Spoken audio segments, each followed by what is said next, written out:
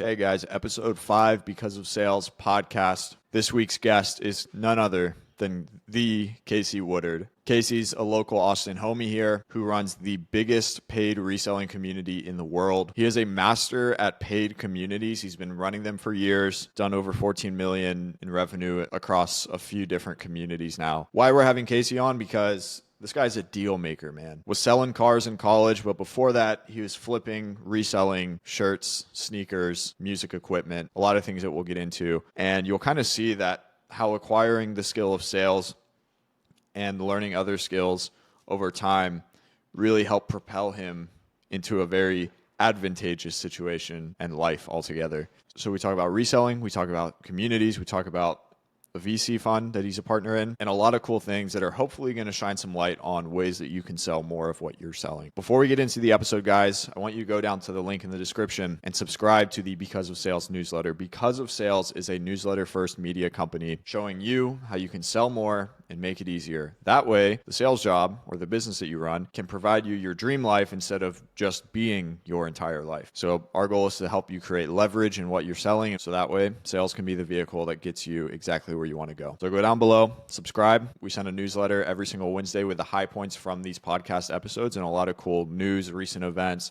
tools that'll help you make your job easier. Go subscribe. And now let's get into the pod.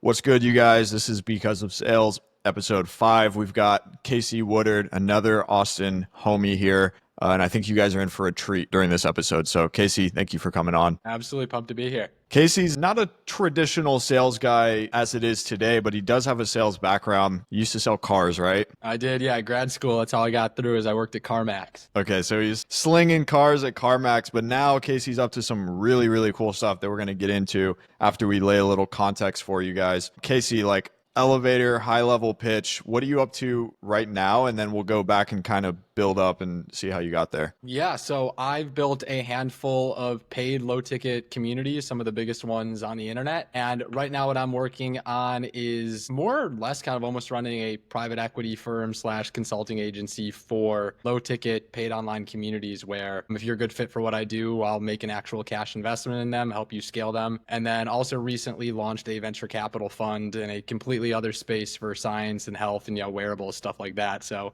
hands in a bunch of pots. When I think of guys that I know here in Austin who are like just entrepreneurs by every sense of the word, like Casey's one of the guys that comes up because he's very, very versatile in that sense and has a lot of good connections and just a really good guy to have in your corner. But yeah, Casey, like let's kind of start earlier in the story. Let's lay some context for the game that we're about to get into on the back half of this episode. You're from New York, correct? Like upstate? Buffalo, yeah. So basically Canada. Yeah, long way from Texas. What moved you down to Austin? Yeah, I was from Buffalo, New York, went to school in Virginia. First job right out of grad school was in Cincinnati, Ohio. And then when I built the first business that got me to where I am today and was able to go full time, I just decided I wanted to be somewhere younger, warmer, less taxes than New York. But I think most importantly, somewhere where I was going to meet other people like me. I'm 26 years old right now. My parents are both in their young 60s and they're the youngest people on the block that I grew up in. Buffalo, Virginia, Ohio, just not young places of, entrepreneurial minded individuals really trying to make things happen. And so I wanted to just place myself in the environment that was going to make me most likely to succeed, most likely to meet other people like me.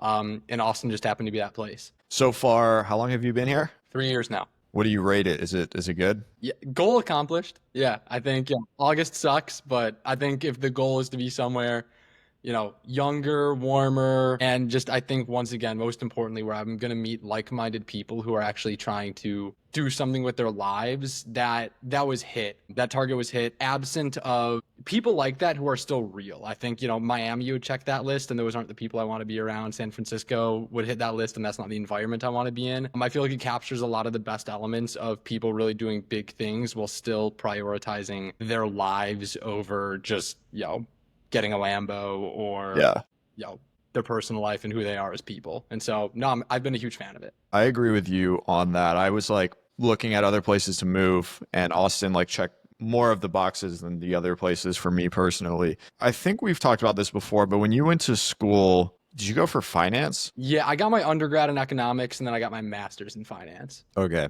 So this guy has a master's degree. You guys, he's not a well, actually, I mean, your opinion on college might be definitely valuable for the people, but just so you guys know, this is an educated man here, all right? What is your opinion on just overall college? Should you go, should you not go in hindsight? So my 2 cents is if you know what you want to do and that requires a college degree, then college is a great idea for you. So if you want to be a doctor, if you want to be a lawyer, if you want to be, a dentist, criminal justice, working the CIA, doing forensic, whatever, then it's a great idea for you. You kind of need it. But if you don't know what you want to do, I wouldn't start paying 40 grand a year hoping you figure it out along the way. And if you know what you want to do and a college degree isn't really a prerequisite for it, then I'd pass on it. So like, I don't regret my college experience. I had a pretty unique one. I started at 18 and I had my bachelor's by 19. I had my master's by 21. But if you want to be an entrepreneur and run a business, the best, like highest and best use of your time and money isn't going to be sinking 120 grand and 4 years of your life into college when you can just test and iterate. And like, I think spending 4 years trying things and 120 grand on, coaches, mentors, online courses, masterminds, just Facebook ads, and sinking that money into alternative education and just trial and error over the course of 4 years is probably going to get you way closer to your goal than a degree is. So I'm not like anti-college in every single application, but I think you need what is the problem to which college is the solution? And if the direction you're trying to go in isn't a college degree is what gets me that, like, med school or, being a lawyer, then I'd probably shy away from it. And so not super anti-college, but I don't like that college is a default for everybody. Do you think you would be doing everything that you are now if you didn't go to college? I'm sure my life would have turned out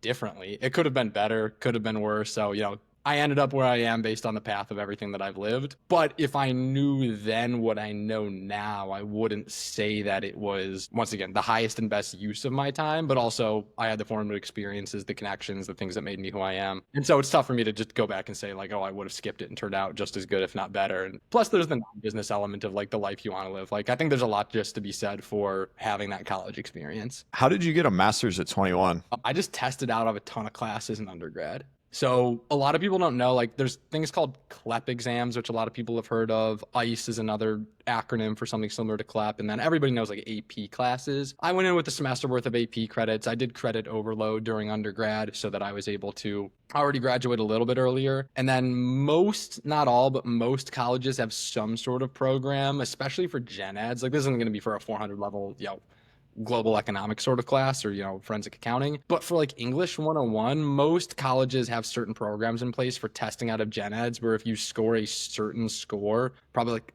it only has to be a 70 or something like that on a basic overview test that's like 120 questions, there's going to give you a pass-fail credit for it. And I'm one of those people, I don't have a photographic memory, but I have one of those, if I just read something, I can memorize it for a day and then forget it the next day. And so I would just take the American literature testing class. I would just read a Wikipedia page about American literature and I could just snapshot in my mind what different periods were about and what different famous poets' themes were enough to pass a test and then forget all the information the next day. And so I would just do that. It's wild. Well, you got your master's at 21, but you also mentioned you were selling cars while in school, which you're juggling two things that are hard, difficult to juggle together, especially at the speed in which you're getting this degree. I had another job too. So you had two jobs. Yeah. Why'd you get a sales job during college? Honestly, I was tutoring accounting and economics, but it was for the school. It wasn't like my own thing. So I was getting paid $13 an hour, not 80. And I was in Lynchburg, Virginia. And so the options at my disposal were not those that would be in Austin or New York City or things like that. And so I wasn't quite at a place of aptitude or had the capital and time to launch my own thing that would immediately generate cash flow. I just didn't have those skills at that time like I do now. I was doing a bunch of stuff on the side, but not to the point where I could devote 30 hours a week to it. And so this just kind of seemed like the highest and best use of the time that I had for me just to immediately sign on and start making money at some job in the small college town that I was in. Because other than that, it was just I could tutor, I could work at a restaurant, I could be a sales associate at Dick's Sporting Goods, make $15 an hour, or I could sell cars and have a pretty good day or week if things turned out well. Yeah. entrepreneurial before college? Do you have the childhood hustle stories? Not to the degree of some, but yeah, I do. I went to a small private Christian school about 40 minutes away from where I grew up. Basketball practice at 8 o'clock at night. My mom was like, no way, I'm driving 40 minutes to pick you up, come home, just to drop you back, just to come home, figure it out. So 3 o'clock to 8 o'clock, I just had to figure out what to do. So I would do homework sometimes. But more or less what I just started doing as soon as I had a driver's license was go to like Goodwill, Salvation Army, all the thrift stores, and just find name brand clothing that I could flip on eBay. So buy a Ralph Lauren short for $5, sell it online for 20, and just rinse and repeat that every single day. And I had like a route basically. And so that's how I started making spending money come high school. And then I discovered Craigslist and Facebook Marketplace. And here I am at 15 years old negotiating with adults. I'm just a kid like, hey, like I have $300, you do $300. So this thing I know I can sell for 600, and started running that up specifically in music equipment. I was flipping tons of guitars, amplifiers, things like that. And so I had like a pretty steady system going. And so that's how I was making spending money in high school. And like for context, even before that, going to a small private Christian school that needed funding and money all the time because every single year they were on the brink of closing because they didn't have any money. We had fundraisers that involved like going door to door selling like chocolate bars and like magazine subscriptions. And so I was doing door to door sales by 7 years old, and then started doing this in high school. And so I think the two big things I learned from that were A, identifying value, and then two, negotiating. So identifying value at thrift stores and then negotiating on Facebook Marketplace, Craigslist, things like that. And then carried that into college where just once again, just for spending money, I'd be flipping stuff off Facebook Marketplace and Craigslist. I'd kind of tone down thrift stores. It wasn't worth my time as much anymore. But I started doing bigger things. Like I was clearing out estate sales, and people were moving and I'd buy out. Like one time I spent $5,000 on a collection of Harley Davidson die-cast motorcycle figurines and sold those for $20,000 or something like that. So started doing it at a bigger scale, and it was good money, just wasn't reliable in the sense of a job. Basically, it wasn't a steady paycheck. It was just me treasure hunting. So I'd always done that basically. And so ever since I was a kid, I had to figure out how to make money. Like our parents were great about anytime we wanted to pursue something. Like I was a nationally ranked golfer in high school. Like my parents sunk a ton of time and money into that. And so we never lacked for anything, but we weren't just given. Like if there's something we wanted to buy, we had to pay for it ourselves. Our parents made sure we had access to opportunities, and we went on vacations and everything like that. But like if I wanted to get something for myself, I had to come up with the money for it. And so my brother and I figured out pretty early on how to do that. Well, it's starting to make a little bit of sense on how you ended up running the largest paid reselling community in the world here. I didn't even know that about you, like the background story there, but I saw you post the other day about how you just came up on some equipment, like a little side project. I guess this place was closing down and you just went and like dropped some money. So that's funny. Music equipment is the niche. I still do it as a hot, like it's a dopamine hit for me. Now it has to be bigger now. Like if I can make $50 off it, I don't bother anymore, but it's a hobby too. And like, I think one thing that I hope Craigslist and Facebook Marketplace are still around when I have kids, because like I want to teach them this. This will be a fun thing for me. But yeah, there was a recording studio about 30 miles south of Austin going out of business, and I bought out the majority of their pro audio equipment. I rented a storage unit down there to store it all in. I'm just going to be parting it out. And yeah, they were in a rush to get the pretty clear, or rather short time frame for them to move out. So they just had to get rid of the equipment, and that offered a pretty good opportunity for me to get it at a deal. And so I'm just sitting on it. So I'm mostly all listed online, but yeah, they asked like $3,500 for a bunch of it. I think we talked him down to $1,200 for the lot of it, and right now it's listed for $17,000. And so things would have to go pretty bad for me not to sell it for $10,000. So it was like a house recording studio. It wasn't a professional. Nobody is recording their next album there, but still, turning $1,200 into probably 10x that, and just not a bad day. That's interesting. I was going to ask you, like opening a storage unit for that, what do the numbers have to look like for you to make sense of that? But you just said, so storage definitely sounds like I paid $60 a month for it, for the storage unit. Sure. All right, dude, tell me two things. Your flip with the most profit, like relative to what you paid, like let's talk like percentage wise, and then your like most expensive flip, like the one that made you the most money. Maybe that's not super clear. So one that like exponentially more than what you paid. I want to know like kind of how many X's you hit on that. And then the other is just like the most expensive item you flipped, I guess. So I've gotten some free stuff before. So I'll give you some of the weird big ones. One was it was an estate sale and just got given this, and it was some random, it was a sword. So I got a sword when I was 10 or so, like a real sword. Do some digging into it. This was a sword used or at least made around the time of some Japanese war several centuries ago. Put that up on eBay. It didn't go for something insane, but went for over $1,000 and gets shipped to Japan. And I'm learning at 10 years old how to deal with shipping weaponry to another country, and all the logistics surrounding that. But got that for free, and that sold for over $1,000. So that was just like a weird, interesting one. Same. Another one was some 5 foot tall Batman statue I bought for $300 and sold for $700. And so the multiple wasn't insane, but you just see some really weird stuff because I'm in the back. I'm loading my aunt's SUV up because I had a Honda Accord at the time with a 5 foot tall Batman statue and driving it from Ohio to Kentucky an hour away to sell it. And same, like there's been some NFTs that I just minted for free that I've sold for thousands of dollars. So had some just with a $0 cost basis that the multiple is pretty insane on. This is less sexy, but I think the most I've sold stuff for is I've just flipped a few cars before. Even when I was in high school, I flipped a couple of cars where I would just buy them off Craigslist or Facebook Marketplace or things like that. And so probably 10 to 20 grand or so, something like that. So in high school, I flipped a few cars, and those aren't as interesting or niche, but those are the most expensive things I flipped. Speaking of flipping cars, I guess this is like later on the timeline, but you had an R8 for a bit and you decided to sell it. Why'd you decide to sell it? Yeah, so I'm 26. I turned 26 in July. We're filming this in May, so a little less than a year ago. I had a Tesla Model 3, really liked it, ended up selling it to my roommate, so it's still at the house. But it was just like a childhood dream thing. I'm addressing why I bought it, and then I'll get to why I sold it. Had the means to, have always wanted one. So growing up, my uncle was and still is. So my uncle is a Porsche race car instructor. That's his like semi-retirement job. He's sort of retired, and what he does is he is an instructor for Porsche and for like race instructing. So I just grew up around cars, always loved cars. I grew up skateboarding, snowboarding, just doing fun action-related things.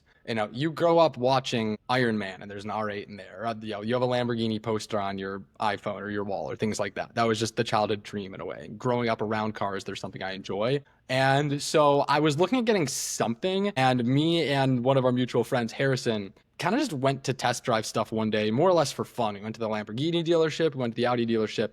He test drove an M2 and ended up buying it on the spot. And while they were filling out paperwork, I'd gone there to test drive a 2014 R8, which was like half the price of what I ended up buying. Didn't like it at all. And while they were filling out paperwork, the sales guy, being good at sales, was like, hey, I know you didn't like the 2014. They refreshed it. We have a 2022 V10. How about we go for a drive in the 2022 just for fun to kill time? I'm like, why not? If you're going to let me drive a 2022 R8. Completely different experience, fell in love. It had always been, kind of a dream car. It's the same car as a Huracan, basically just different styling and platform. And so kind of got sold on the spot because of that test drive, and had already been looking in the market. Like it wasn't just a spur of the moment insane 6-figure impulse purchase. Like I was in the market for something like that. But the reason I bought it was simply, this had always been something that I'd cared about. I grew up around it.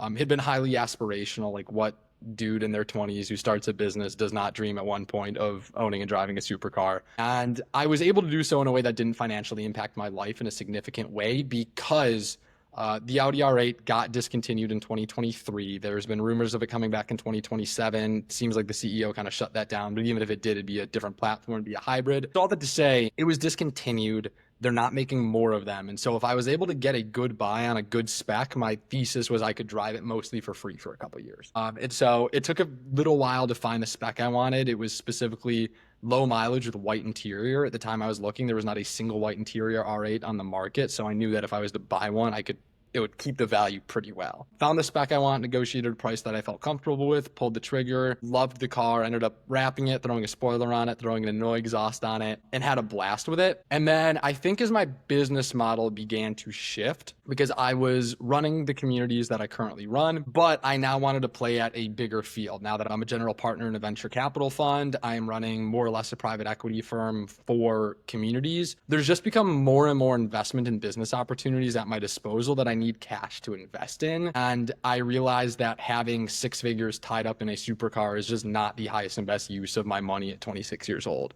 So I don't regret it one bit. I think people have asked me in the past, like, did you just kind of have regret about it or realize you couldn't afford it? Like, it was paid off. So even though I took out a loan to buy it, it was paid off by the time I sold it.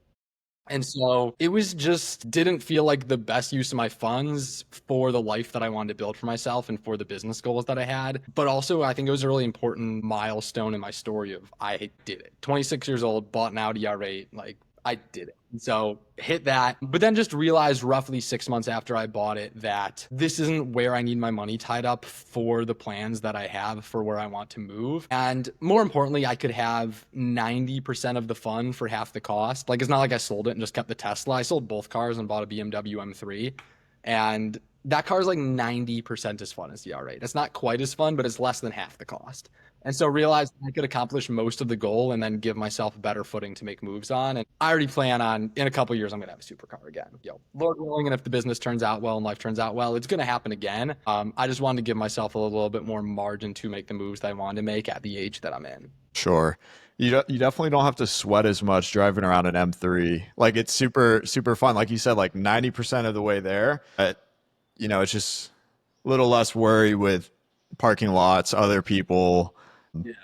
Yeah. And it's not bright. Like, the R8 was fun and annoying because it was so obnoxious. Because it was bright blue, had an exhaust that was way too loud. But because I owned another car, it could be a special experience. And now the M3 is like the only car that I have. And so the nice thing is that you click different modes and it turns into a sports car or it just turns into a 3 Series. So I can just have a different experience depending on the day.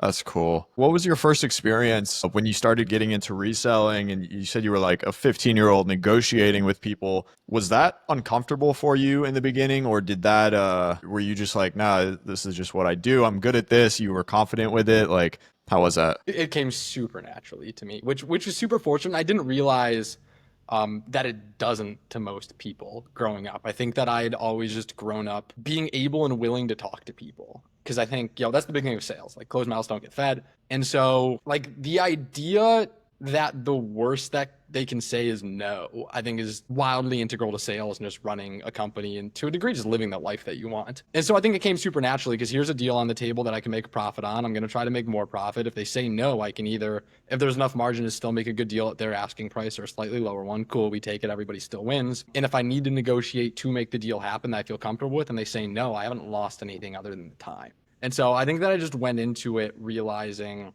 or kind of feeling like this is, to a degree, the way the game is played, if you want to phrase it that way, or just the way that it has to go. This is like, if I ask for a certain price on a thing and they agree to it, nobody's been taken advantage of. We both agreed that this is an amount of money that I will accept for this good or service. And so you're happy with it, I'm happy with it. And so negotiating isn't me or them trying to win the deal or pull one over on anyone. It's us finding the equilibrium between the terms we both agree on. And I think that that just fit in my mind really naturally in a way that it hasn't for other people, because I think other people are afraid to ask. They are afraid to offend. More than any of those things, I think afraid to engage with strangers. I think the idea that there's somebody on the other end of the table who they don't know, or like somebody's just selling a couch on Facebook Marketplace. I think some people just are afraid to ask because here's some stranger, what are they going to think about me? And that's just really not a thing that's in my mind as much. Sounds like they're really getting those weeds. Yeah, sorry.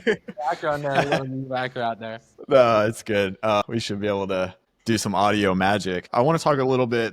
There's a lot of things I want to talk about with you. Like, I want to dive into each of the businesses and some other stuff. Let's talk about Divine. So you resell, you get into reselling at a young age, do it through high school, through college, some, I assume, and even to this day, like you literally just bought something last week. When did Divine start? Why did Divine start? And tell me about like the early days there. Yeah, so kind of going back to my earlier story, I'll try to keep this succinct because I'm sure this could be an hour itself. I was only flipping stuff in person. Facebook Marketplace, Craigslist, like you find it online, but you still have to drive, negotiate, meet up with someone. I realized in college that there was a thing called online arbitrage. So what I was doing before was called retail arbitrage. You go to retail stores, it's in person, and it's arbitrage. Online means I buy something online and then I sell it online. And then once you get into the upper echelons of that, you get into like third-party logistics companies, prep centers, where I can buy something online, ship it to a prep center in Delaware, Montana, they fulfill it, and I never even see it, and I make the profit on the difference. I learned about that in college, where I could buy something online, sell it for a profit online, and sneakers were a big thing that I did that in, because back in college I was in the 20 teens, they kind of saw their peak in 2020, 2019 with,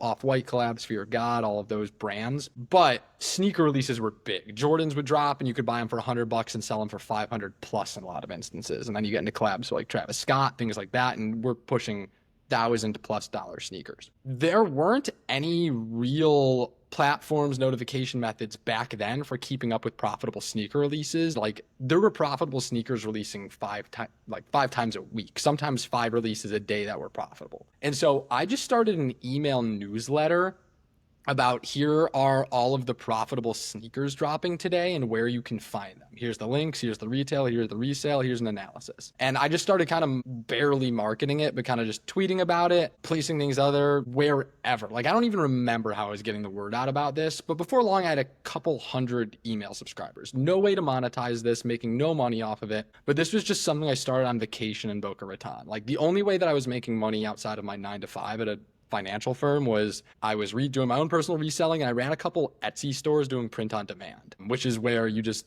create a design and send it off to a printing company. And if somebody buys it, they do it and send it out. I'm not making arts and crafts. So I had Etsy stores. That's how I was making money other than reselling. And I was like, this is important information. I bet I could turn this into something. So I start running that newsletter. And within 3 months or so, after sending dozens of DMs on Twitter every single day to different people in the reselling space, somebody who ran a reselling community was like, hey, I'm a big fan of this. How would you feel about giving exclusive information or, a higher tier of information to my paid Discord community about reselling? So I'm like, awesome. So do a trial run on that, negotiate a price every single month that they paid me to drop sneaker release info in their Discord server for their reselling community every single month. Time goes on. They have an awesome thing going. Like this is the dude who got my start, my mentor in the space. But I feel like I just had a different take on it than they did. They were super Amazon selling oriented. I'd always grown up selling stuff on eBay. And so I'm like, hey, I think I could put my own spin on this. And so I end up branching off, starting my own community and scaled it up over a period of time. And then after a little while, it stopped being just about sneakers. It started being about everything. So if you could make money reselling it, I posted it or I brought on a team who could, and we scaled up a lot over that time and then ended up actually merging with who is now my business partner. Community I ran for the first 2 years was called Kick Flips because we were flipping kicks, flipping sneakers. He ran a reselling server called Divine Resell. So we merged, we just dropped the name Resell. We were just like, cool, let's just make this about making money online. It's just called Divine now because Divine was a way better name than Kick Flips if we do way more than flipping sneakers. And it just grew a ton since then, like 1 + 1 = 1,000,000, teamed up. And then we both had teams as well. And so now we have about 10 full-time employees, a bunch of contractors, things like that. When that happened, it just boomed. And we ended up acquiring that company that I started in. So that community where I got my start and who was first paying me we acquired them, which was a really cool full circle moment. Yeah. All that to say, this is just a free email newsletter that you just show up every single day and then give it 5 years. And we are now the largest best-selling reselling community on the internet. Just having no idea would get there, no even idea would get there, not even knowing what Discord was when I started it. Yeah. Just for context, for anyone who might not be familiar, how many, and this is Divine alone. By the way, Casey is in multiple communities, which we're going to talk about more, but in Divine, how many people are currently in there to the best of your knowledge, and how much are you charging per month? Yeah. So granted, not everybody is in at our new rate. So if you're trying to run the numbers, I'm going to let you know that we make less on the front end than this. We have about 5,000 paying customers at $75 a month. And then between our 2 free Discord servers, so we have like a light version that's informational. We'll drop some free game in there, but it's just a fraction of the actual one. In our 2 servers, we have about 50,000 free members in one and about 25,000 in another. There might be overlap between those two, but figure 75,000 free users and 5,000 paid. What's the secret to running a community that people are happy to pay every month for? Because that's something, a lot of the people out there, they have these paid groups, but the churn is insane. And churn, like you can't get away from churn. Like I understand that, but what do you feel like you do better than the average community that keeps people longer? Gotcha. So I'll answer this on the macro for info products, sellers, coaches, etc., and then boil it down to my specific industry. One of the biggest issues I've seen, and this has just been super downstream of, I think, like School and Hermosi, and then Iman, Godsty investing into WAP and things like that. I've been into communities before they were sexy, before monthly recurring revenue was the biggest hack or what people indexed towards. I was in communities while people were still mostly selling courses. And then courses started to get a bad rap, where if you were a course seller, you were a scammer, you were a grifter, you were all these things. And frankly, probably at least half the time that was true. But now people are shifting into communities over the past 2 years or so because they realize instead of getting a one-time hit of $497 when you sell the course, you now get every single month that monthly recurring revenue. And the biggest issue, I think, structurally in the game as a whole that is selling info products is people just turning their online courses into communities and then being confused why people churned after month 1 or 2. And the reason for that is there is a structural difference between what people are receiving when they purchase mentorship or coaching or an online course and what they receive when they join a community. And if you have to boil it down to a single razor to decide, should I sell this as a mentorship or an online course, or should I make it a monthly recurring product like a community? Will people receive more value in month 8 of this than they receive month 1? And so there's a lot of people who are selling courses on, like, I was in talks to help run, if you know Hamza, he was like the golden boy of school. We didn't end up working together, but his churn was, I don't want to put him on blast, he's openly talked about this, but his churn was super high. And his offer is largely related around, it's like a dating offer, like teaching men confidence and how to, style their hair and dress and how to talk to girls and things like that. The issue is if you were to package that in a bunch of modules and saying, like, here is what a good haircut looks like, here's how to trim your facial hair, here's how to put a good outfit together, here's how to approach a girl. You can just join, speed run through all of that information, and then the community is basically just a chat room for other people in there. And so you've gotten majority of the value out of that month 1, and now you're just paying to be in the chat. Whereas something like Divine, where we are dropping reselling leads, where every single day, hey, here is something you can buy for this amount, sell for this amount, here's where it's releasing, here's when it's releasing. If you want access to our auto checkout software, you can just fill out a Google form and our bots are going to check out for you and it's all done for you. And if you want access to our modules for locating in-store clearance, just type in your zip code and find it. You join and you don't know what you're doing, we're going to teach you how to do it so that you come in with a certain knowledge base. And so it's less valuable to you month 1 than it is if you stick around and access everything month 9. That's what you build a community off of, is the longer you're there, the better it is for you. Whereas a lot of people are just repackaging info product. Like, you're just changing the pricing structure, you're not actually changing the offer.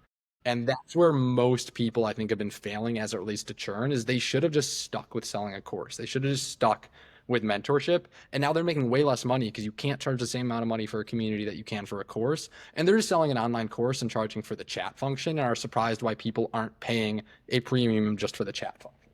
How much harder is it to run a community and keep people from churning when the community is revolved around a non-financial thing? Like some financial upside when they're spending money versus like something where they spend money, they hope to earn money? So much harder if you have a fixed pricing structure. So all of the communities right now that I am invested in, that I am running a partner in, are related in some facet to making money. They're not all the same thing. They don't cover the same thing. So like if you were to join Divine or a different community that I run, Divine's the only one that I'm public about, you wouldn't feel like, oh, he just changed the branding and the names of the stuff and these are the same thing. They're not remotely the same thing. But they all at least have the central theme of, I am joining here with the intention to make money, or maybe a better way to phrase that is they're all still financially related. Like, you are spending money to get a return on that is financial to some degree. For the other ones that are related to, I'm just trying to think of what a lot of other ones are. Like, I think dating is one. I think fitness is one. Things like that, like general lifestyle improvement. Communities are great. They're a huge value add, but your pricing structure needs to be different. It needs to be priced somewhat like an online course, and then just like a little dribble of MRR on the back, where there needs to be a one-time fee, and then cool, after that it is however much per month to remain in the community.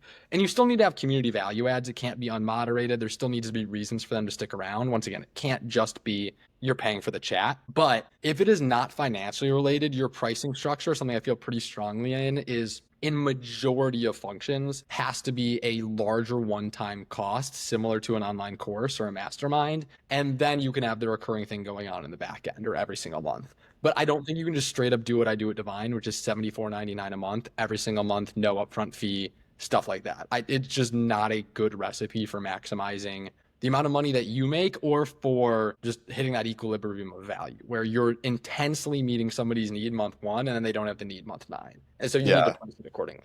I want to ask you about this because I've been following you for maybe a year and a half, maybe almost two, or probably like a year and a half. And you run the biggest reselling community in the world. And most communities rely on like a personal brand or something to scale. And I'm sure yours did to some extent in the beginning, but dude, I hardly ever see you post about Divine, yet it keeps growing. You said 75,000 members, a good amount free, but also a good amount paid. How do you guys scale this without being like the main traffic source yourself? Yeah, so I'll answer the reason behind that, then I'll answer the actual question. I'll try to do it succinctly because I've been rambling on some of these. But that was done half purposely for business, half purposely for life. And so I started scaling off just being a personal brand just on Twitter. I've tried scaling on Instagram and I'm just not good at it. I'm better with words than video. And so that's something I'm trying to work on. I'll probably start rescaling on YouTube or Instagram at some point. But for business reasons, I didn't want this to be reliant on a personal brand because communities and info products in general are fantastic assets to cash flow with and very discounted businesses to exit. Because if I wanted to buy Dylan's tactics for selling and Dylan's no longer involved, the business is going to be tough to scale when Dylan's gone. And that's the same thing with me. And so I didn't want a business that I couldn't exit. And so I had to step away for a little bit and just build it as Divine. And then the other reason was just life. I think that the landscape of social media and specifically information marketing has shifted intensely in the past year. The way that you scale an info product at the base rung, if you want to appeal to kind of the worst audience, is you don't have money. Let me display how much money I have. And then if you buy my product, maybe you'll have how much money I have. And so that's why even before I sold the R8, I stopped posting about it. That's why I live in a pretty big house. You don't see pictures of it anymore. That was the tactic and still is the tactic a lot of people use to scale info products. And it's a fantastic way to scale to a certain threshold.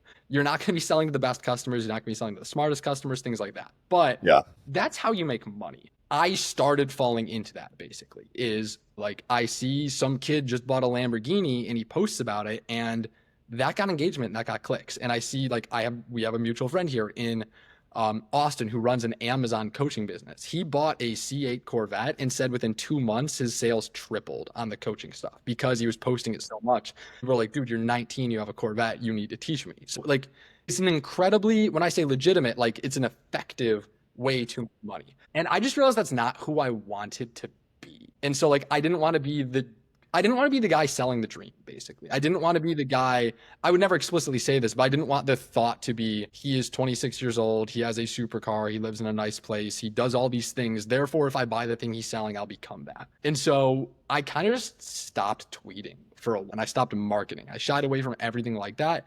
And now what I've moved back to is just kind of dropping knowledge, and I'll post validating things on that. But like the things you're seeing aren't the things I'm spending money on, they're the results. And so like, I think one of my most recent tweets was an A/B test that I did on pricing versus retention. And no 16-year-old cares about that. But if you're a player in the space, you intensely care about that. And so I've shifted from trying to sell a lot of people a small thing to try to sell the big players a big thing. And so it's not about here's what I have. And like, once again, it was just, I didn't want that to be me. Like, I think I had a bit of a wake up call to a degree of if I'm just meeting somebody at church or, you know, we're going for a run at like a group workout or something and they were to look me up, do I want them to see me flexing material things or a lifestyle to buy an info product? Or do I want them to see me being an authority on a topic in my space?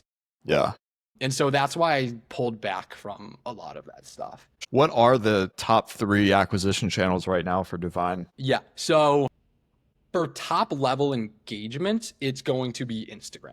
Like that's top 1, 2, and 3. That's where we're pulling most eyeballs from. But everywhere we're trying to funnel, and this is where I'm dropping sauce to your competitor, try to keep up. Like I'll give this to you and you're still not going to win. It's email. Like we body email and I run our email marketing. So if you're a direct competitor of mine, we see other people running emails and we have the stats on, or at least like the general industry level stats. I'm not saying there aren't other people doing good with it, but industry wide, we are in order of magnitude better than everybody else at email marketing as the industry whole. Maybe there's other single competitors who are good at it, but everything is us trying to funnel into grabbing emails right now because we're good at that. And so Instagram is where we get attention and we get eyeballs. And then the second one is probably like collaborations and partnerships with other symbiotic things. Yeah. like other non-competitive but still in our industry companies, where if we platform them and they platform us, it's actually good for both of us and it's non-competitive. So a lot of like softwares for resellers that aren't like a competitor to Divine, but if you're in Divine, you might use this, and if you use this, you might want to check out Divine. Sure. Interesting, dude. I didn't know you guys were bodying email like that. You keep it pretty low key. To get email signups, is it like you're driving to a free subscription usually, or is it a lead magnet or what? Yeah, so it's going to be like on our sales page, almost just like pricing options where, hey, you can join free or you can join premium and things like that. And then once you join free, you are going to get a steady flow of both email drip campaigns as well as automated DMs via WAP. We sell on WAP. And so we did have a pretty good flow that once you're in our ecosystem, we're pretty good at turning that into money. And I think that's what's driven us so quickly to the top since myself and my business partner, Vince, merged. We talk about this, like I run the biggest reselling, like I'm one of the owners of the biggest reselling community. And I think that we realize those are both of our individual strengths. Is Vince is far better at getting eyeballs than me.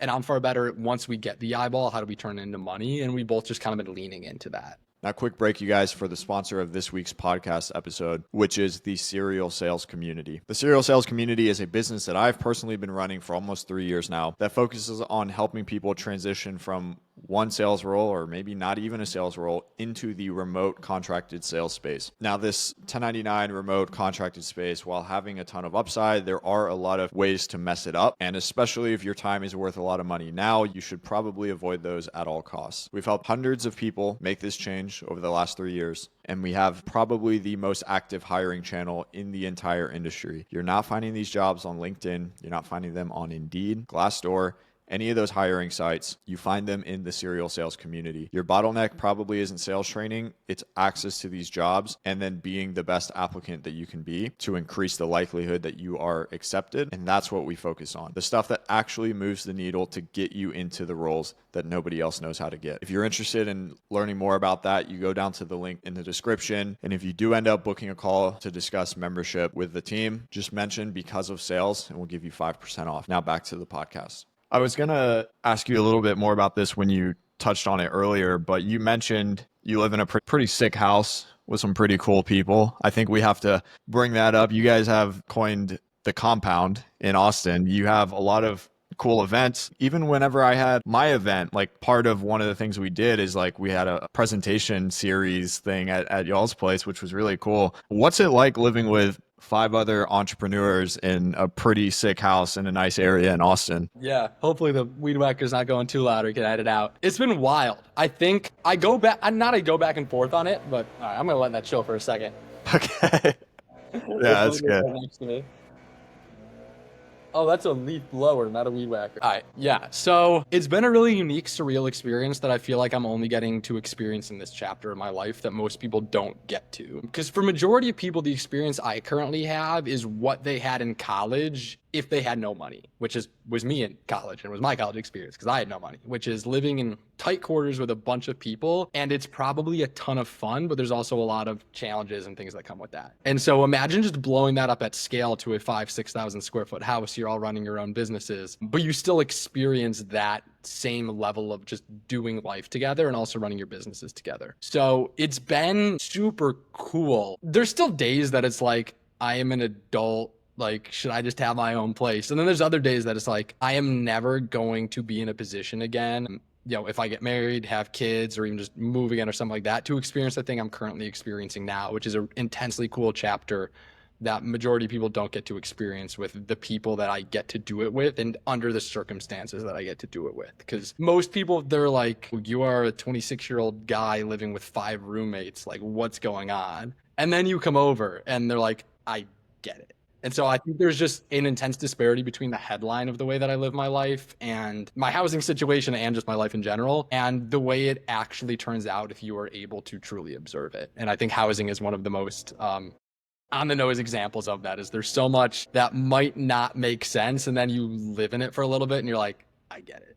So in the house, there's, just to kind of paint the picture of the dynamic, we got Casey, who's the big community guy. You've got an accountant, a software developer, a guy who runs a marketing consulting agency, if that's what we'll call it, video production agency, and another guy that just sells everything. That's a pretty interesting dynamic because none of you guys actually do the same thing, like exactly. So you probably get a lot of like cool perspectives, and then also to mention like these guys are early and mid 20s as well. So it's just a lot of like young high achievers that I never got to do that. I mean, I've had roommates before, but I think you're right in the way that you position it. Like it's a cool experience that you won't have the opportunity to live really later. And so just taking up like the most of it, that's pretty cool. Let's talk about getting into the game of acquiring other communities. So you're building Divine, you realize, hey, I'm actually, well, first kickflips, then Divine. You realize, hey, I'm actually good at this. Let's keep growing, but let's buy other people. Like, when did you first think to do that? And then tell me a little bit about like the first time that you did it and now what it's turned into. Yeah, so the first time it happened, we didn't even know this was a thing. Now, M&A of info products, agencies, things like that is becoming more common. I guess with agencies, almost like your situation, it was already a bit of a thing in the past. Like the idea of buying and selling community was actually quite novel at the time we started doing it. But it was just around the same time there were two different friends of mine, mentors of mine really, who were kind of just getting out of the game. Like their community started to just take up more of their time and focus because communities are really intense to maintain. That's another thing, almost going back to my point of selling info and like masterminds and courses versus communities. Like communities are the most intense to maintain. And they were just getting a little burnt out of it compared to other things they wanted to do in their life. And they felt like the reward wasn't there anymore. And so they just asked, hey, what would it look like for us to more or less partner up, but to you to run this, which is kind of just a soft way of saying sell. And so we just kind of made it work. And then after we saw how that shaped up and those transactions went down, I was super fortunate that both those happened with friends. It wasn't me just thrown into the deep end, because I've been in conversations with multiple venture capital firms, private equity firms, and publicly traded companies at this point. And like, you can get sharked if you don't know what you're doing. And so I was really grateful to have the base of transactions just be people I trusted and knew we were operating in good faith. But once that happened, I realized like the way to look at this, and I probably wouldn't even been sharing this a year ago, but now it's become so ubiquitous that everyone's trying it, is if your cost to acquire a customer via merge or acquisition at a grand scale is less than what your cost to acquire those customers would have been organically in the marketplace, like that's a fantastic deal and discount. And I think there were so many people getting afraid of doing it at a high scale because until recently, nobody was running ads. Nobody's sinking money into marketing. Everything was organic. It was content. It was word of mouth. It was affiliates. Like people weren't and still largely aren't paying money to acquire customers to communities. The funnel is largely look at my social media and then either join my community or join my lead magnet. And so the thought of customer acquisition costs divided by lifetime value, like the community equation was barely a thing. And so we just hopped onto that a little bit early and we're like, this turned out pretty well. We got our money back decently quickly. And plus there's the network effect of now we are larger, therefore we have more reach. Like even we had one big acquisition a little over a year ago that, not that we weren't on the map before, but it was, if you didn't know us before, you know us now. Like that was the scale of the acquisition to the point where some people thought they had acquired us. Like they were like, oh, I hadn't heard of Divine, but I've heard of them. And so the brand value is super strong, everything like that. And so one thing that was downstream of that we didn't even realize how powerful it would be was the network effect of just what getting big and putting ourselves out there and having that distribution look like. It wasn't simply what's our payback period on this discounted by the likely churn rate, so here's our offer, even though that's what it was at the time we made the transaction. But now that we think about them also is like, what would the network effect of this be? Because that transaction was not our financially best deal we ever struck simply by the numbers, but it popped us off in terms of the trajectory of the business. And so I think there's a lot of people who either won't, every customer they have to get has to be organic. It's all right, I'm just going to make better reels. I'm just going to make better YouTube videos and people will join. And so the thought of paying for a customer isn't even in their mind. And then I think there's others who simply think it's a dollars and cents equation, which once again, like we've said no to a million deals because the dollars and cents didn't make sense. But I think something that we've realized just how powerful some of these could be beyond simply the transactions scope. Because just a look at like in terms of paying member numbers, like how many paying members we have, we are roughly double our closest competitor. if somebody's unsure what community to join, that gives us a huge leg up, because it's like these guys clearly are doing something drastically better than everybody else, is what they could be thinking. Maybe it's true, maybe it's not. But like doing things like that has really helped bolster our brand and its trajectory over the past couple of years. What's the practice on making sure that once you acquire somebody, some community, that you merge in a way that doesn't just absolutely tank what they've got going? Like I can see there being a lot of friction there if done incorrectly. Yeah, we've paid our dummy tax in that. And frankly, I'm unsure how this looks outside of our specific industry. But for us, it's like you can't just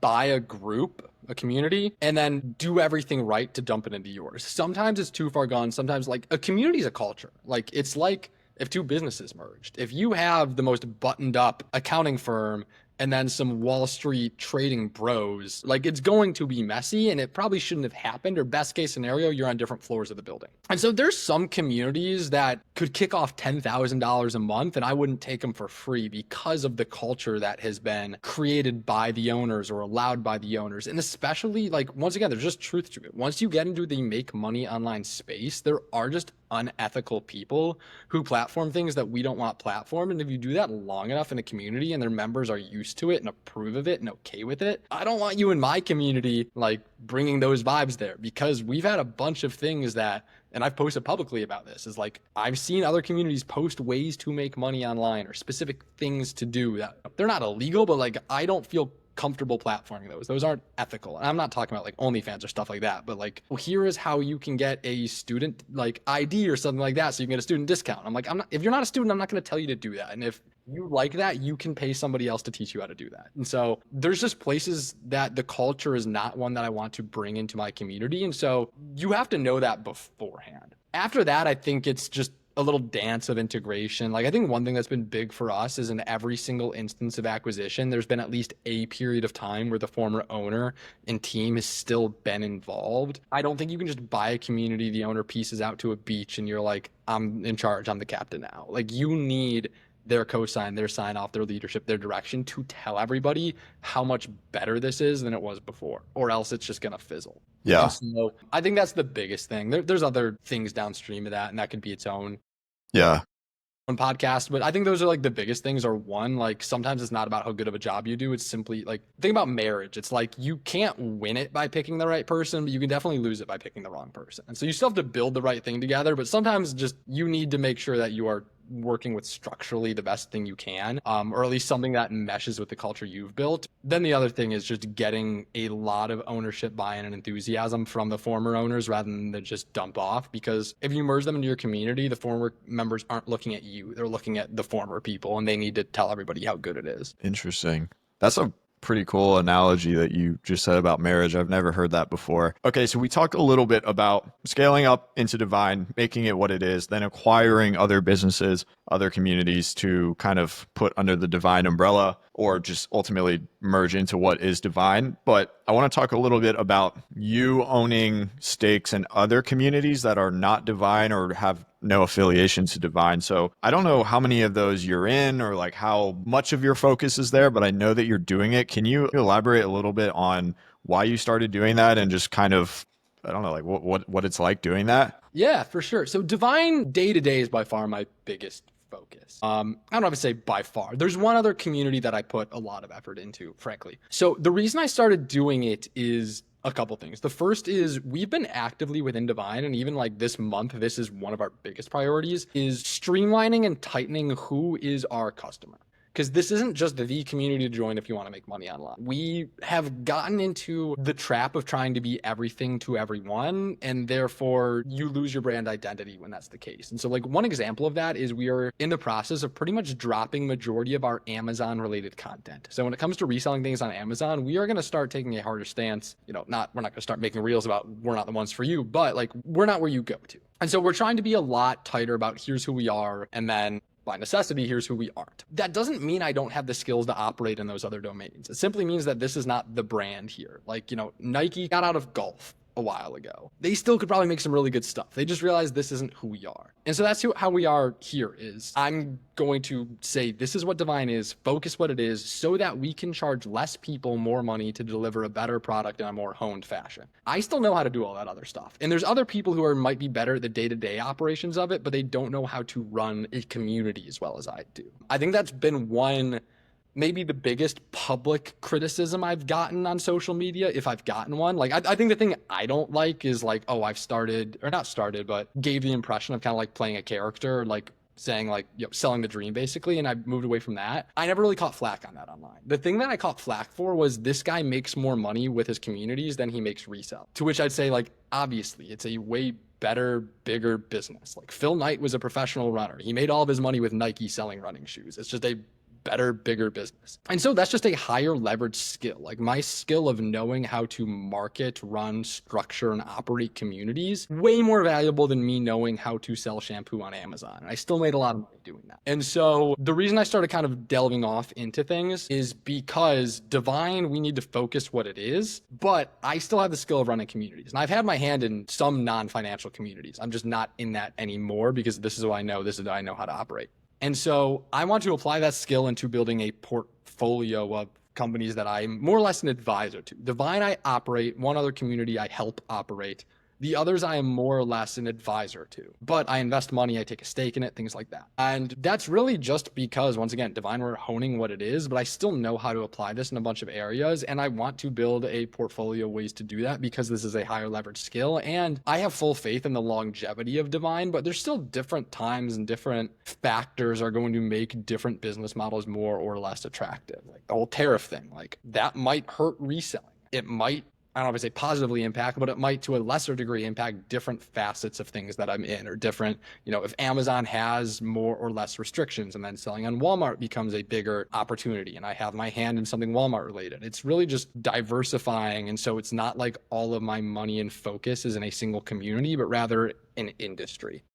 Yeah. And once again, in this really small sphere of marketing communities in the make money online space, which is one of the most niched down specific things ever, I am one of the best people on the planet to do that. I don't say that like Sure. braggingly, it's just look at the scoreboard. Like we have iterated this in multiple fashions really well. And I say I am, my team and I are. And so it just makes sense to spread it out if the opportunity is there to do so. Yeah. For you, is it, okay, we have all these other communities that we know we can help out. Is it like copy and paste the Divine playbook, or is it different for every community that you go into? Great question. Not copy and paste. Some of the principles we carry over. And I don't have all these communities, just to be super clear. Sure.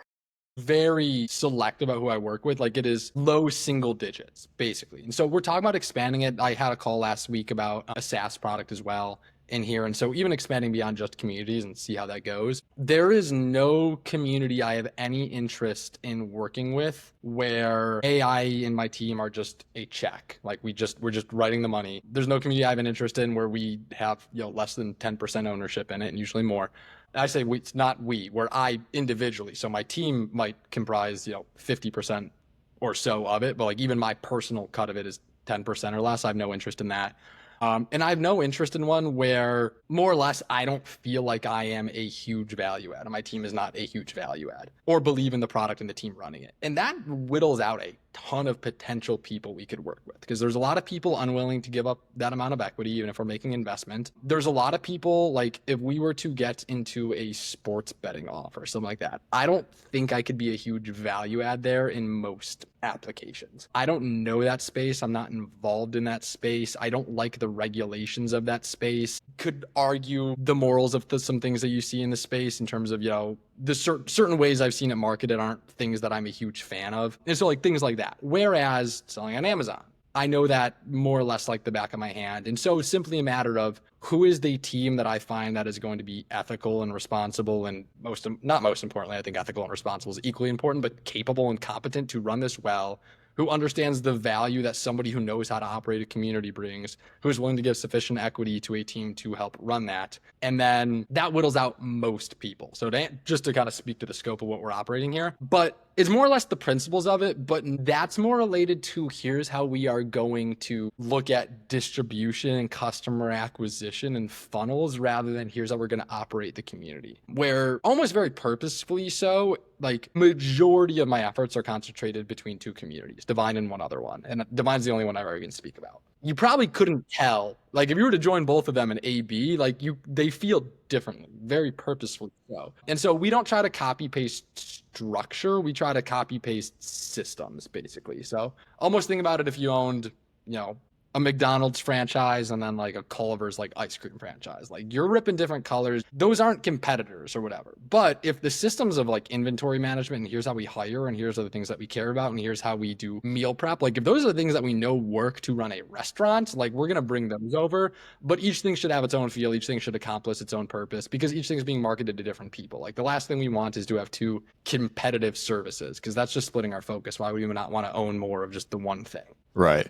I want to be cognizant of time, and there's some other things I want to ask you about pretty like directly, I guess. I want to kind of rapid fire some stuff, but to round out the community talk. So you got Divine, cash flowing business, been working on it for a while. It's going well. You're acquiring other communities and then you're investing in other communities. What's the big play with the communities? Where are you trying to take it? Where do you see it going? Right now, it's almost keep running it up as much and for as long as I can.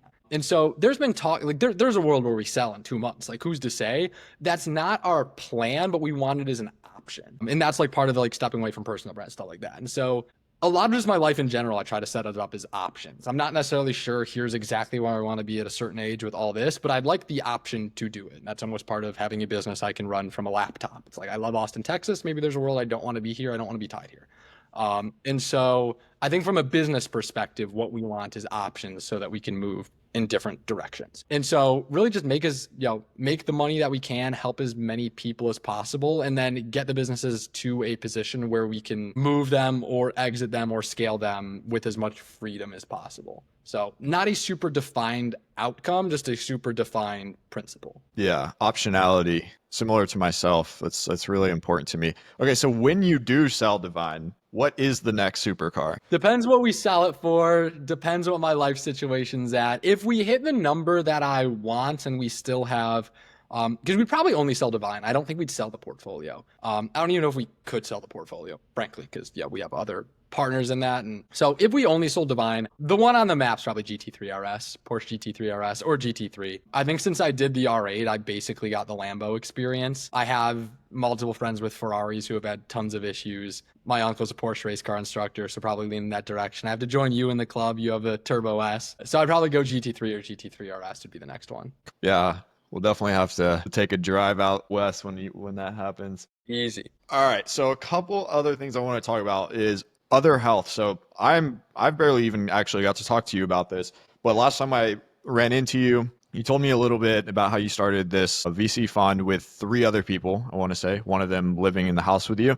Can you give me the elevator pitch on Other Fund and what you guys are up, or I'm sorry, Other Health, the fund, and what you guys are up to with that? Yeah, you bet. So I will say I'm not the founding partner. I'm a general partner, one of the 4 founding partners, but not the main one. But yeah, so we exist to invest in really just game-changing companies in the science, health, and fitness sector. So people who are doing really cool things, specifically focusing on improving people's health, improving their longevity, offering healthy alternatives to potentially less healthy former things. And so we started making investments this year, 2025. And so far we've already closed out 1 angel round, 1 seed round, and we are about to close out 1 Series A. And so it's us for the partners, and then we have thankfully already grown a pretty decent investor base size here, mostly in Austin, and it's all just been in health and wellness. Dude, we could probably spend a whole hour talking about that because that's super interesting. That's like a totally different space. So we're talking about communities and courses and all this, and now we're gearing into in the last minute here, kind of the VC space. What are some of the biggest things that you've learned or skills that you've developed through scaling these paid communities that are now helping you with, the new business, Other Health? Yeah, I mean, almost going back to the theme of sales is just how much of this is relationships, negotiation, like those 2 things, which are even how the venture capital firm came about, let alone the investments we're making, are largely relationship driven. They're knowing the right people, going to the right events, and like not in a inauthentic way, but just in a bringing out as much of yourself as possible way, like being the person or someone that these people want to connect with. And so that doesn't mean putting on a front or being phony, but there's so many people who are going to enter into conversations, enter into networking events, or go to a party and just meet somebody and like give 30 to 40% of their personality, because what is this other person going to think of me if I am just all of who I am? And that's the opposite of how you get the good things to happen in business and probably life. Yeah. And so how much of these things came about because we happened to be in the right place at the right time, and there might, it's a networking event. And so everybody's there buttoned up, giving off, private equity vibes of just, I work at a company 9 to 5, and we're just there being real normal people. And so we were who they wanted to talk to, and how these deals came about. And so I think it was just things like that. It's a relationship game. It's about knowing how to negotiate, but then it's also about leaning into like who you are authentically and giving 100% of that, which even is true, I think, in sales a lot of the time, where like the best salespeople I know are some of the most off-putting people I know to a certain extent. And that's just going to resonate with some people incredibly well, put off other people. And there's enough people out there that it's going to resonate with enough of the right people for you to become really effective and capable. Yeah. I have 3 questions I want to ask you. I'm trying to think of the best order. Let's talk about this one. So when we book people onto the podcast, we ask for like some big achievements. You wrote about things that we already talked about. You've done over 14 million in low ticket community sales. You own the largest reselling Discord in the world. And the last thing you put was ran a marathon with 0 training. You had never run more than 3 miles before that. Why did you do that? Read the last line that I put out. Oh, I can read it, but I would want to fill the people in. He wrote because I told him to, but I don't know if that's actually true. So why did you do that? Because you not told me to, but because basically, you were like, hey guys, like I'm running a marathon, and I think this is September. The marathon was in February, and like I'm running a marathon in February. Let's all commit to it. And a bunch of us who I didn't know before, everyone but me mostly was already a runner, was like, all right, I'm in. So I was like, all right, I'm in too. Like, this is a thing we are going to all accomplish together. And I kind of forgot about it, and life got busy. And then February came, and I was like, wait, I said in September I'm going to run this marathon. I completely forgot that I said that. And I just got like an email that was like, remember that you registered for this back in September. But yeah, I think like the way that I live my life, or to a certain degree, just something that's gotten me where I am, is I can't respect myself if I say I'm going to do something and I don't do it. And I never committed to training for a marathon. I only committed to running it.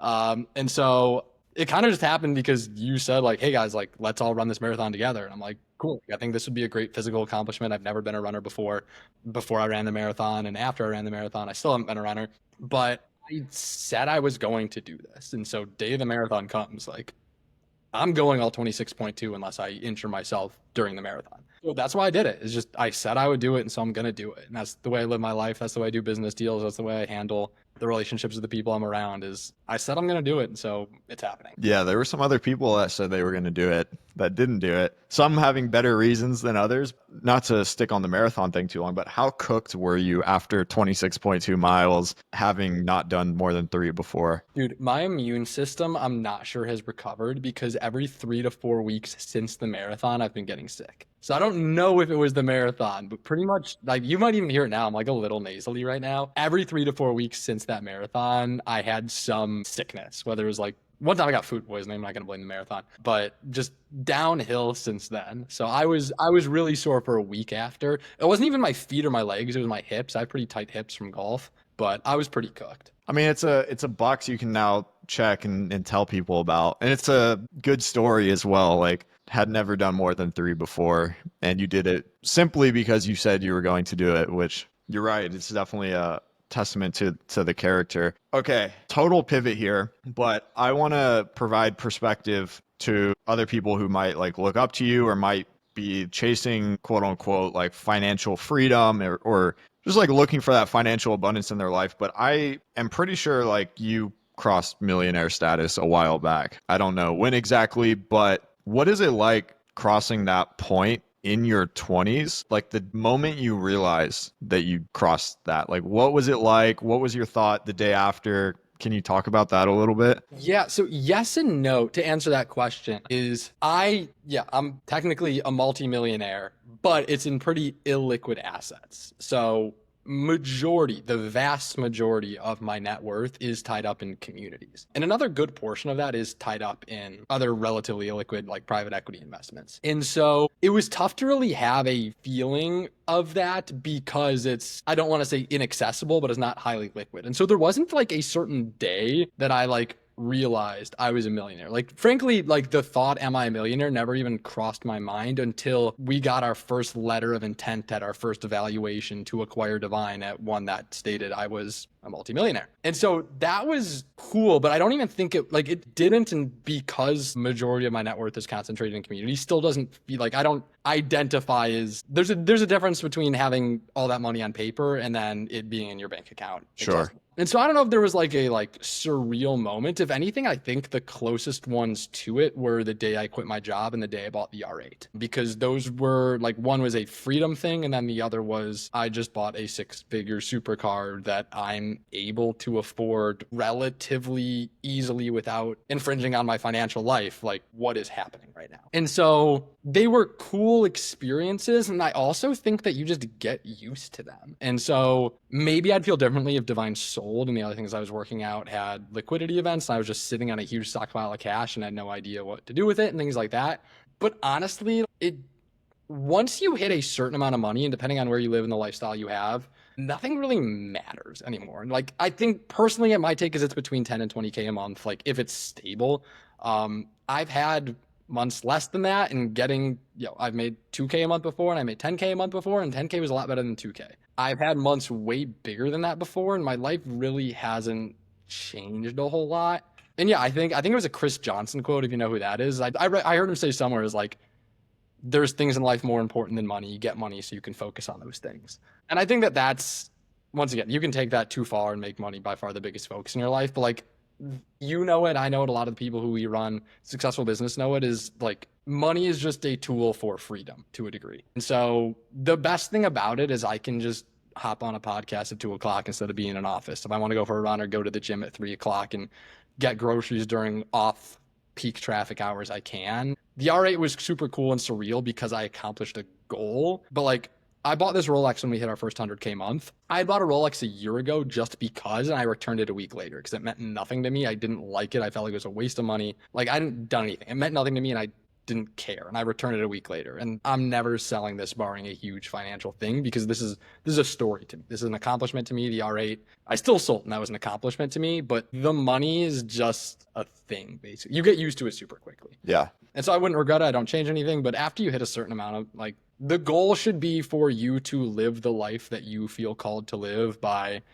I'm a Christian, to me it's God, but just like, what life do you feel called and led to live? And like, the money should just be a thing that doesn't prevent you from getting there. And there's some people who can do that on 2K a month, and that's great. Sure.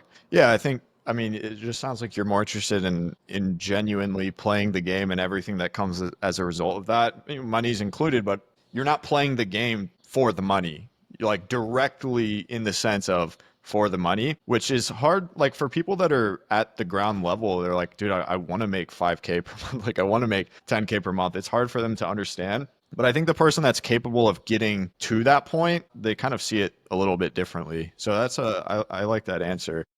I mean, it's easy to say food isn't that important when you're not starving. So like, take that with a grain of salt. Sure. Yeah, we're going to get a bunch of angry comments on here. Like, what does he mean? He like sold the R8. Like, why would you do that? No, okay. The last thing I want to ask you, and there might be a follow-up question, but this podcast is because of sales. Our whole thing is kind of like deep diving on people who are world-class at selling what they sell. We definitely talked a little bit about strategy, how you came up, how you've progressed in these businesses that you're running.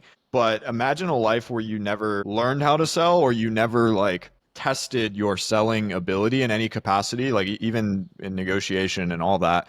Like, what does your life look like if you never learned how to sell? Pretty miserable. Like, I had a job offer on the table in Portland, Oregon after grad school at a firm that I found out later had notoriously horrible employee satisfaction. Like everybody was miserable. Even the people I talked to were. The only reason I didn't take that job is because at one point, because of my uncle was the Porsche race car instructor, he was at an event about 2 hours south of me. And so I was like, hey, do you want to know who probably runs businesses and then wants to hire people? Is people who own Porsches and can afford to race them.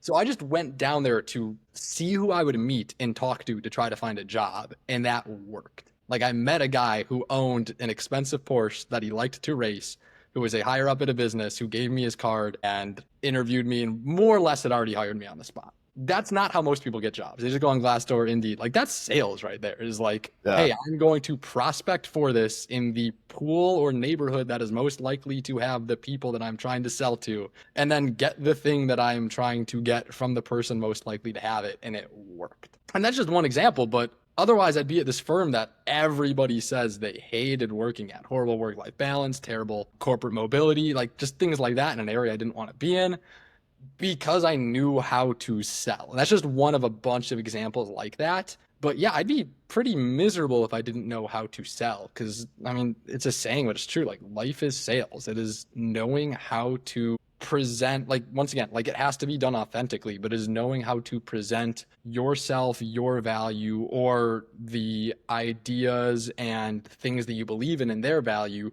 towards people who maybe don't see it yet. Like it's a transfer of enthusiasm. And if you can transfer no enthusiasm or you feel like there's nothing to be enthusiastic about that you can transfer, you're not going to get a whole lot out of life and your interactions. Yeah. I mean, dude, if you just projected out two realities, one where you learn sales and you believe in your ability and one where you don't, all the way down to finding the Ralph Lauren shirt and selling it for $20 versus $5 to like you buying an R8 or you acquiring communities or like the stuff that can happen a year or 2 years or 10 years from now. Like all the margin that you created just by being decent at sales on all these transactions and interactions that you've had, you would also probably be in a different space if you actually weren't good at that skill, right? Like you probably wouldn't be where you are now if you could not sell. So yeah, it's really cool. I know there's a lot of salespeople listening to this, and you know that's why we kind of get into the strategy a little bit.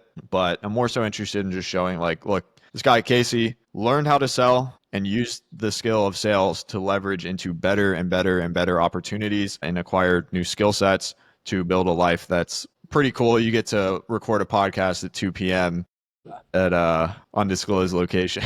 Your best advice, man, and this is the last thing I'll ask, but your best advice for someone who thinks they're somewhat decent at sales or they know it, you know, it's a skill set that they can build upon to create a genuinely awesome life, a fulfilling life. Like, what's your best advice to that person that's trying to get it out of the mud right now? Yeah, I think especially like getting it out of the mud. And one last story is the whole thing of me, the reason I was able to quit my job is because I got that contract, that monthly payment from that guy who already ran a community, and he was going to pay me a couple $1,000s a month to be, you know, to help run his Discord. I got that DM response after sending hundreds, if not thousands of DMs on Twitter over the course of months, majority of which that never got responded to.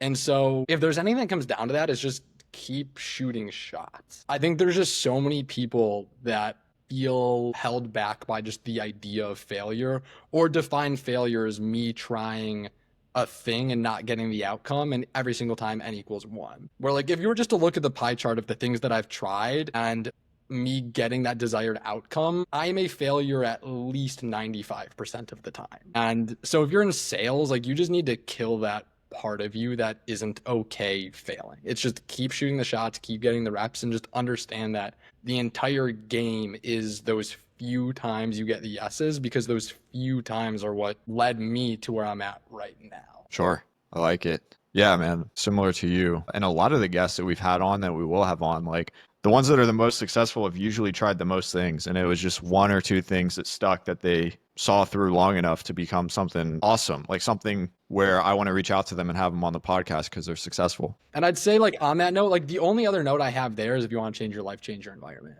Like I know so many people who, because of what just somebody might say, or because they're, you know, I'm the opposite where I'm living with roommates who all run their own business to push them, but other people are living with degenerates who are just dragging down their Fridays and Saturdays and things like that. But like, if you are in a position where people are going to criticize the things you're trying to do to live the life you know you're supposed to live on one end, or on the other, they're just pushing you to engage. They're not criticizing you, they're just pushing you to engage in unhealthy habits that are going to deteriorate that. Just like leave that environment. Like you are allowed to wake up every single day and decide not to be who you were yesterday. And they're just, if you want to change your life, change your environment. Sure. That's a banger, dude. Where can people find you? Yeah, mostly on Twitter at the Casey Woodard, same handle on Instagram, and maybe YouTube coming soon. We'll see. I'm, as we discussed, kind of slow on the content now. I've really been enjoying kind of operating, being behind the scenes, learning systems. But if someone wants to reach out, highest probability of getting a DM back would be Twitter.